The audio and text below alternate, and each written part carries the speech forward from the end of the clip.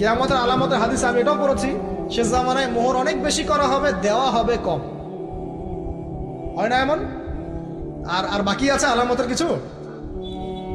তো ওই চিটারির মধ্যে নাই। আপনি আপনি বলছেন 1 লাখ, 1 লাখ আমি দিব নগদ, ব্যাস নগদ।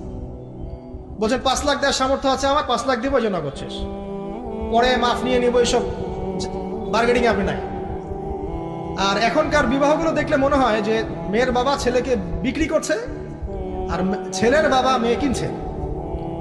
সবচেয়ে বেশি মোহর দেখা যায় যে চিটাগাং এরিয়ার দিকে আর কি।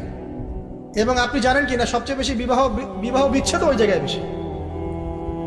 বাংলাদেশে বিবাহ বিচ্ছেদ দেখা যায় যে প্রতি 24 ঘন্টায় দেখা যায় 28টা বা 29টা বাংলাদেশে।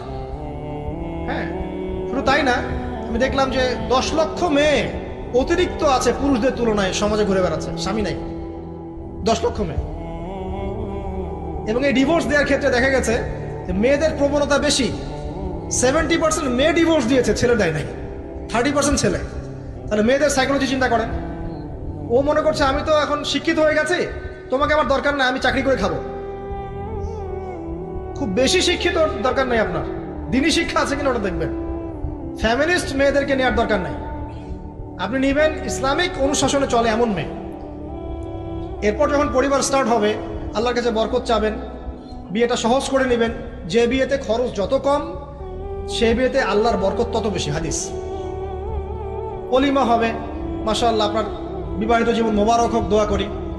এরপরে দেখবেন উভয়ের মাঝখানে আল্লাহ পাক আপনাদের মাঝখানে ভালোবাসা ঢালবেন ইনশাআল্লাহ। সূরা রুমের মধ্যে আল্লাহ পাক বলেছেন ওয়াজআলা বাইনাকুম মাওয়াদ্দাতা ওয়া রাহমা, আমি আল্লাহ স্বামী স্ত্রীর মাঝখানে ভালো